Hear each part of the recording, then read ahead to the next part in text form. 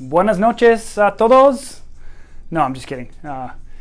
We'll do the Spanish version later. Good evening, everyone. This is Dr. Schilling from Sequoia Health, bringing this week's Wednesday Wellness Minutes. And this week we're going to talk about inflammation. Inflammation is a commonly misunderstood word. Everybody thinks that inflammation is all bad. The challenge is it's not all bad. So we're going to get to some helpful things for you and you people you love and know to help themselves. If you've ever done the proverbial, been hitting something and whacked your thumb, and all of a sudden, you've seen the cartoon where it's like gets this big and red and it's pulsing and there's someone's screaming and stuff like that. Generally speaking, there are some cardinal signs of inflammation: red, hot, pulsing, pain. Those are cardinal signs of inflammation. The problem is we don't necessarily see inflammation in our body when we have it, and that can be a big challenge because it takes a lot of buildup of problem on the inside before it becomes a problem on the outside. So it's called an axiom if you think about it. One rule of thumb is the body breaks down on the inside before the outside.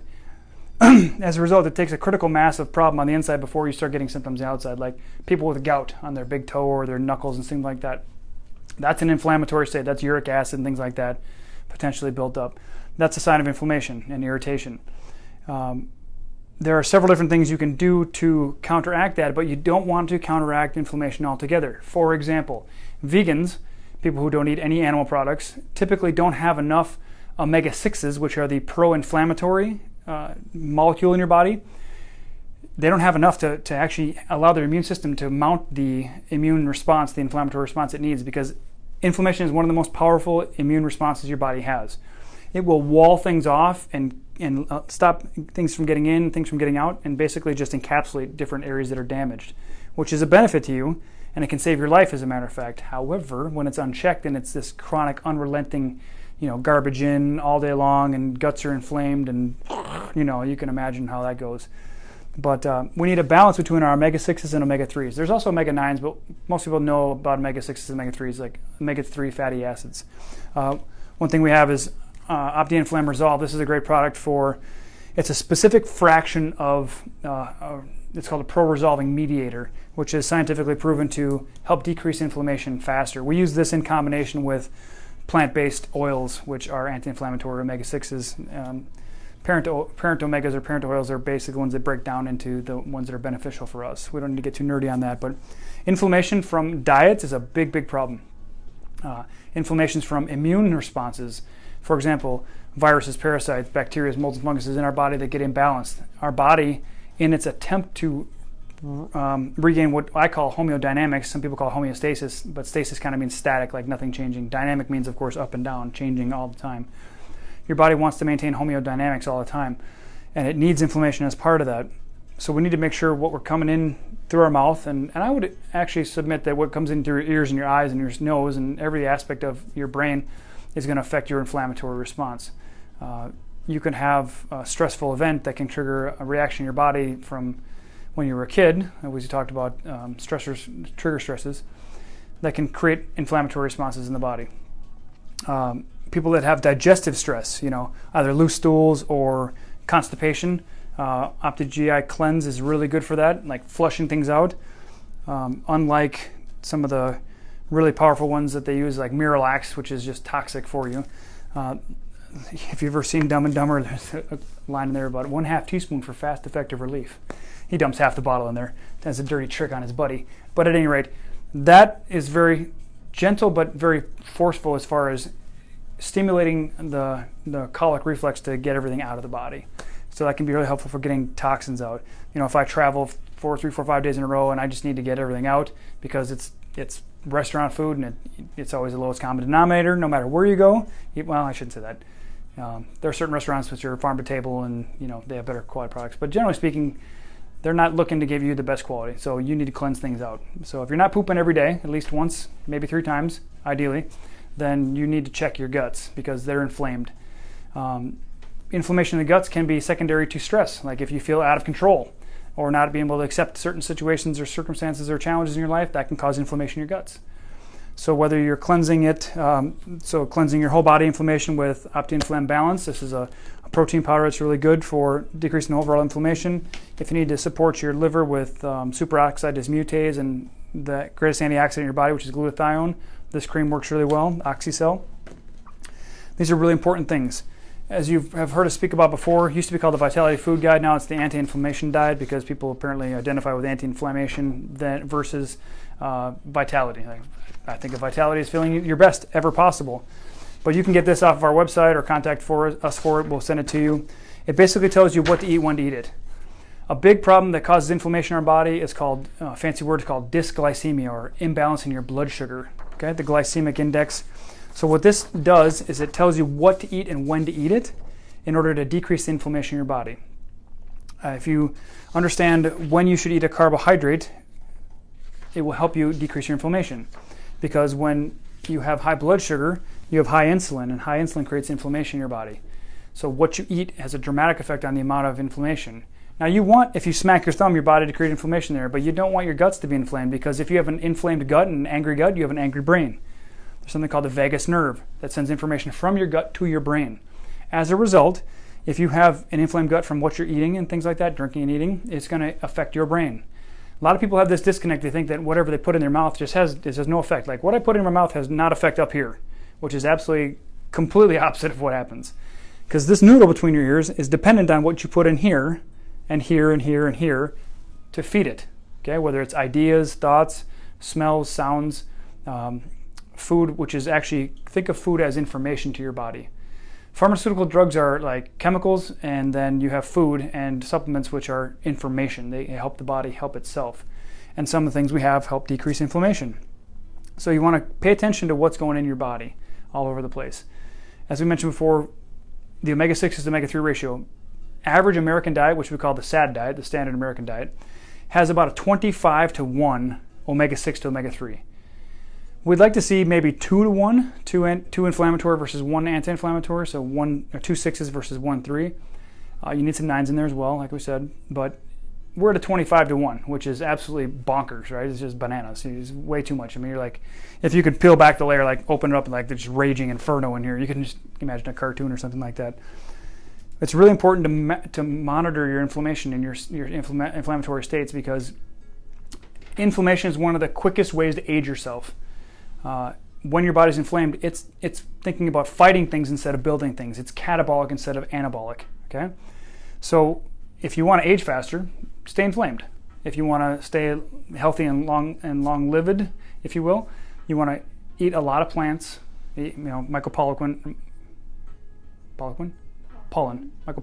in Defense of Food, said, eat food, mostly plants, not too much.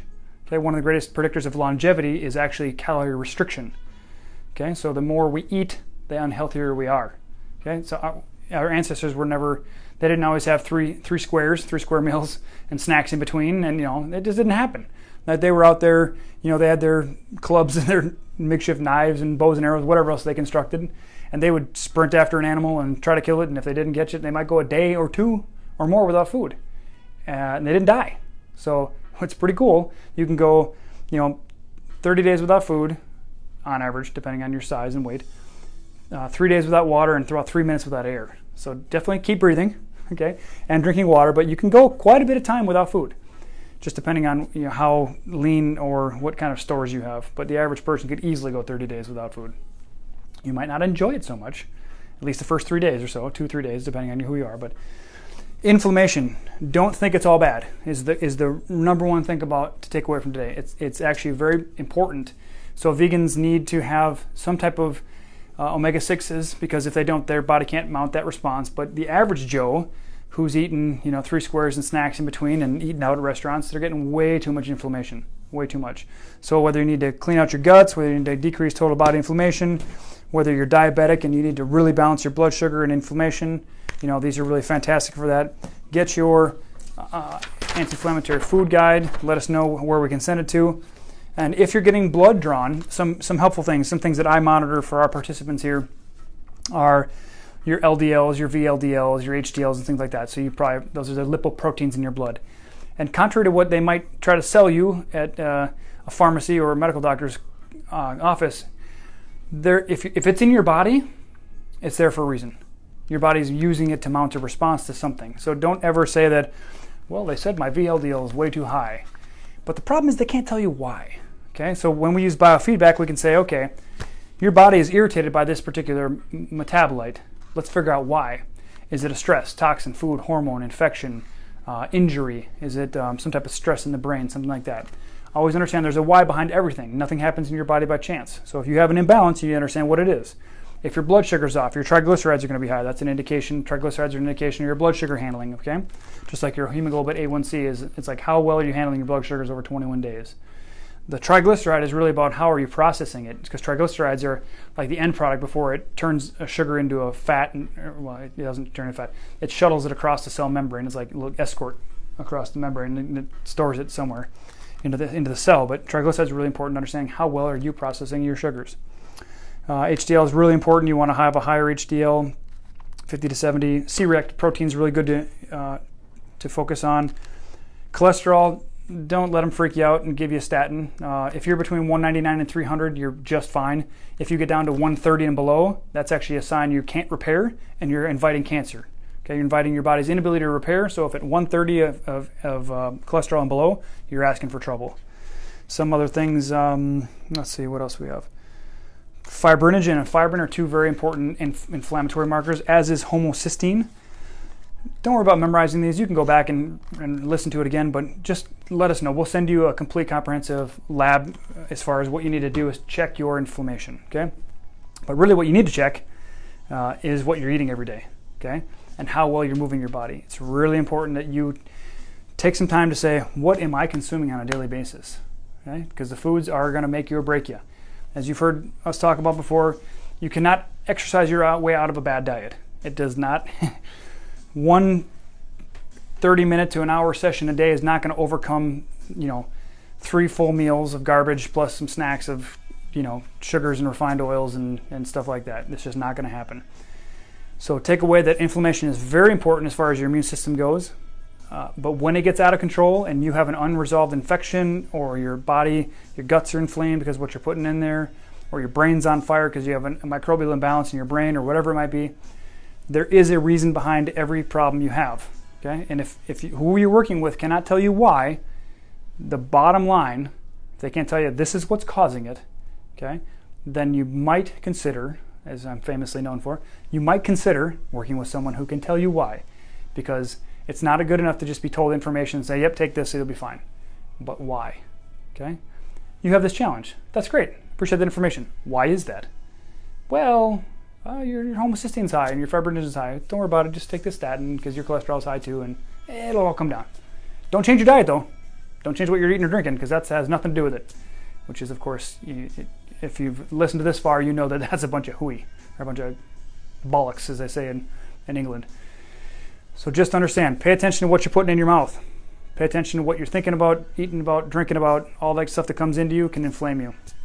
And when in doubt and you don't know why, or you don't have someone to tell you why, then you call the experts, and that's when we help you understand what's going on and we give you the information. So whether it's keeping you up at night, whether you're peeing all the time, whether you're pooping uncontrollably or you're not pooping, there's an inflammatory condition in your body, and inflammation is the fastest way to age you. So if you want to live a long life and enjoy it and not be in pain and inflamed and have your brain foggy and not functioning for you, just keep doing what you're doing. But if you get to the point where, I'm sick and tired, I'm feeling sick and tired, that's when you call us and we help you get out of the woods, per se. Okay?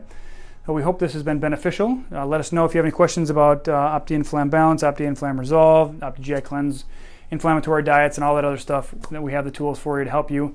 We're here for you. Let us know what we can help you with, what information you'd like to hear about. Help us understand what areas you have concerns about or that you're just confused about. We're in an age of absolute information overload.